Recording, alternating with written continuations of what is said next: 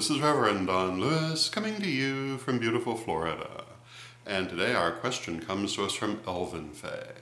And Elvin Faye has this question. Elvin Faye tells us that a number of their friends have asked them about rituals, hauntings, spirit board encounters, etc. that they've read about in creepypasta. And Elvin Faye would like to know my take on creepypasta horror stories. Are they just good stories, or do they perhaps contain elements of truth? And my answer to that is that based on what I've observed under the heading of creepypasta, I would say that they are fictional horror stories, often quite good, and generally presented as if they had actually happened, which is a long-standing practice in horror fiction. Whether any of them might contain an element of truth, I can't certainly say that none could, but I think most do not. I think that as a rule they're far too dramatic to be actual stories from people's real metaphysical experiences, because there are certainly dramatic things that happen in metaphysics, but not usually in that kind of straightforward way. And I think that one of the greatest misunderstandings people have about magic and metaphysics is the idea that it's going to be dramatic, like in The Craft or Harry Potter. And the drama isn't like that. The drama comes when the things that you have tried to do actually come to pass in unlikely ways, but they often seem perfectly ordinary if you don't know what's been done.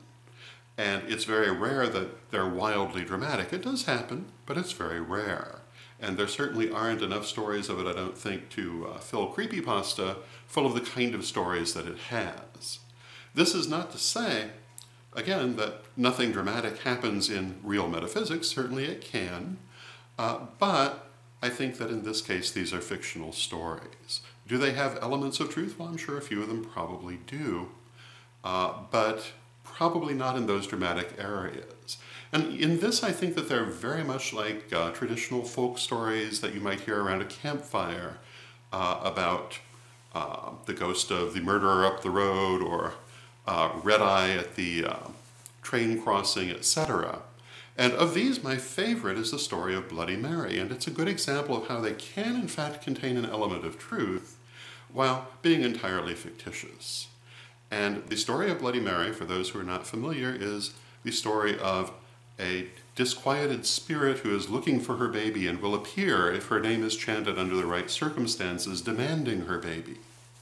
And what is the element of truth in this? Is this something that anyone has actually experienced? I can't really imagine that it is. But there is a certain element of truth. It obviously is related to the historic Bloody Mary, who was Queen Mary I of England, who died thinking she was pregnant and about to give birth, but actually was suffering from severe illness. And so the idea of her disquieted spirit searching for that baby she expected is a very interesting piece of folklore, particularly since most people have no idea that this is who they're talking about. But it very clearly fits the scenario. And I would not be surprised if some of these creepypasta stories don't have little bits of reality that they have woven into the story, but I think that very few of the stories should be regarded as being anything resembling true. Now, having said that, again, there are some dramatic things that have historically happened in regard to metaphysics. I'm not saying there aren't, but generally, if it's a dramatic story, you should take it with a grain of salt. So, for those who love dramatic horror stories, I'm sorry to introduce that note of cynicism, but that would be my point of view. I hope you find it helpful, and until next time, may you blessed be.